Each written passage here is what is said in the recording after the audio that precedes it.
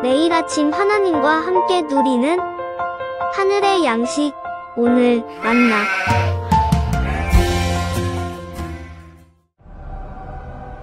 르호보암이 세겜으로 갔으니 이는 온 이스라엘이 그를 왕으로 삼고자 하여 세겜에 이르렀음이더라. 느밧의 아들 여로보암이 전에 솔로몬 왕의 얼굴을 피하여 애굽으로 도망하여 있었더니 이제 그 소문을 듣고 여전히 애굽에 있는 중에 무리가 사람을 보내 그를 불렀더라.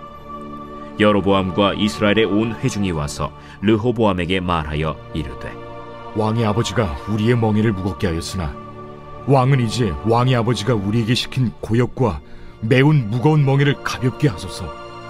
그리하시면 우리가 왕을 섬기겠나이다.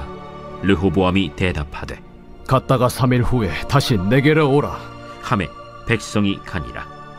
르호보암 왕이 그의 아버지 솔로몬의 생전에 그 앞에 모셨던 노인들과 의논하여 이르되, 너희는 어떻게 충고하여 이 백성에게 대답하게 하겠느냐? 왕이 만일 오늘 이 백성을 섬기는 자가 되어 그들을 섬기고 좋은 말로 대답하여 이르시면 그들이 영원히 왕의 종이 되리이다 하나 왕이 노인들이 자문하는 것을 버리고 자기 앞에 모셔있는 자기와 함께 자라난 어린 사람들과 의논하여 이르되, 너희는 어떻게 자문하여 이 백성에게 대답하게 하겠느냐? 백성이 내게 말하기를 왕의 아버지가 우리에게 매운 멍에를 가볍게 하라 하였느니라.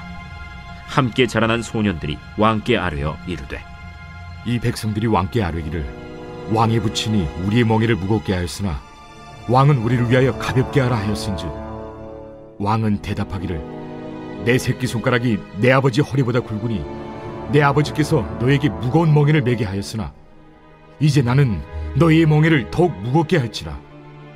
내 아버지는 채찍으로 너희를 징계하였으나 나는 전갈 채찍으로 너희를 징계하리라 하소서. 영화나 연극 등이 시작할 때면 관객의 관심을 끌기 위한 요소들을 도입부에 넣기 마련입니다. 새로운 왕이 등장할 때마다 흥미진진한 이야기들로 시작했습니다. 기대감도 컸고요. 사울, 다윗, 솔로몬, 화려한 왕들의 통치가 끝났습니다. 이제 솔로몬의 아들 르호보암이 이어받죠. 르호보암의 통치, 그 새로운 왕의 시작은 어땠을까요? 르호보암이 솔로몬을 이어 왕이 되자마자 숙제가 있었습니다. 여로보암이란 대적이 있었던 것이죠. 그러나 여로보암은 요청만 들어준다면 기꺼이 종이 되겠다고 말합니다. 르호보암은 이에 대해 고민하며 사람들에게 자문을 구하죠. 어느 나라의 대통령이나 반대편에 서 있는 사람들이 있습니다. 그 사람을 어떻게 대하느냐는 그 사람의 지도력에 달렸죠. 먼저 노인에게 질문합니다. 노인이라 하는 이 사람들은 노련한 사람들입니다. 경험과 지식이 풍부하죠. 솔로몬 때도 왕을 모시며 나라의 일을 함께 의논한 사람들이기 때문입니다. 르호보암은 먼저 노인들과 이야기를 나눕니다.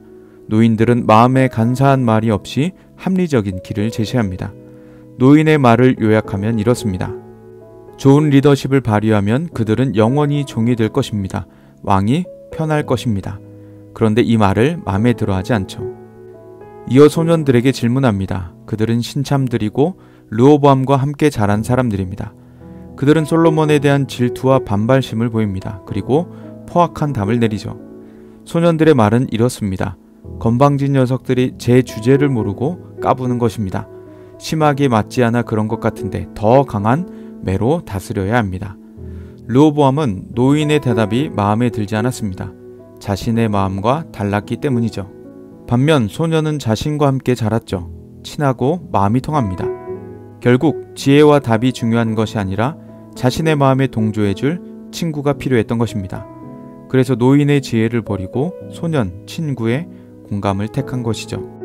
한 나라의 왕으로서 지혜도 부족하고 무게도 없이 한없이 가벼워 보입니다. 뿐만 아니라 타인의 어려움에 공감도 없어 보입니다. 소년은 그들의 짐을 더욱 무겁게 하라 조언하죠. 채찍이 아닌 정갈 채찍으로 하랍니다. 마치 양보라도 한다면 큰 손해를 보는 것처럼 착각합니다. 그들의 요청을 들어준다면 왕의 권위가 깎여나간다고 생각이나 했던 모양입니다. 물론 무조건 모든 이의 의견을 수용하는 것도 위험합니다. 그러나 현재 르호보암과 소년들의 결정에 대해 성경은 비판적으로 설명하고 있죠. 그들의 인품이 형편없다고 말하고 있습니다. 그들은 여로보암의 요청을 묵살합니다. 기꺼이 종이 되겠다는 그들에게 수치를 안겨주고 폭력을 행사합니다. 정서적으로 공감을 못하는 무자비한 사람의 전형이 나타나고 있죠. 애굽의 바로 왕이나 보일 법한 독재자스러운 모습이 보입니다. 이스라엘이 섬길 하나님의 뜻대로 다스려야 할 왕의 모습이 너무도 실망스럽습니다. 르호보암을 보면 그렇습니다. 자녀든 부모를 닮기 마련인데 포악한 모습은 유전적일까 아니면 성장 과정 중에 어떤 삐뚤어질 계기가 있었던 것일까 생각합니다. 안타까움을 금할 길이 없습니다.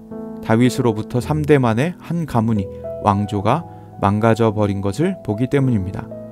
다윗으로부터 세워지고 솔로몬으로 이어진 태평성대가 막을 내리기 시작합니다. 부강하고 평안했던 나라의 모습이 아닌 어려운 모습을 보입니다. 신앙을 떠났기 때문이죠. 역시 안타깝게도 신앙은 유전되지 않습니다. 믿음을 유산으로 물려주지 못한다는 것이죠. 할아버지가 다윗이었어도 삐뚤어집니다. 아버지 솔로몬의 많은 잠언으로도 그를 지혜롭게 못했습니다. 바른 왕의 통치로 인도하지 못했습니다. 전도서를 통해서도 주를 경외하게 못했습니다. 르호보암이 가야 했던 길은 바로 다윗의 길이었습니다. 다윗 이후 내리막길을 걷는 듯합니다. 그런데 그 내리막길 역시 평탄하지도 않고 장애물이 너무 많은 힘겨운 내리막길입니다. 르호보암은 할아버지 다윗의 삶을 보고 따랐어야 했습니다. 하나님을 사랑하고 말씀을 지키는 삶이어야 했습니다. 아버지 솔로몬의 지혜의 말씀들을 사모했어야 했습니다. 충고와 조언을 깊게 새기고 들어야 했었습니다. 그러나 그렇게 하지 않았었죠. 말씀을 경홀히 여기고 올바른 조언을 무시하는 사람은 하나님께로부터 바로 서 있지 못합니다. 우리 속에도 돌아보길 원합니다. 혹시 르호보암과 같은 모습이 있지는 않은지. 르호보암은 상당히 교만했었죠. 하나님 말씀 듣기를 싫어했습니다. 올바른 조언과 충고에도 마음을 닫고 있었습니다. 우리에게도 예배 때마다 말씀이 선포됩니다. 지혜의 말씀, 충고의 말씀 등등 우리 마음을 위로하기도 하고 경고하기도 하며 우리 심령을 세워갑니다. 그 말씀 듣기를 사모할 수 있는 복된 마음이길 원합니다. 그 말씀을 듣고 기쁨으로 순종할 수 있는 복된 마음이기를 원합니다. 그렇게 우리 마음에 르호보암과 같은 비뚤어진 교만하고 무지한 마음을 버릴 수 있다면 다윗의 복된 길로 걷는 인생이 될 것입니다. 우리에게 들려지는 하나님의 말씀을 경홀히 여기지 않고 사랑할 수 있는 우리가 되기를 원합니다. 르호보암의 길이 아닌 다윗의 길로 걸을 수 있는 우리가 되기를 원합니다. 그렇게 하나님의 언약 안에서 하나님과 함께 발맞춰 걸으며 주의 복된 길로만 걷는 우리가 될 수 있기를 간절히 기도합니다.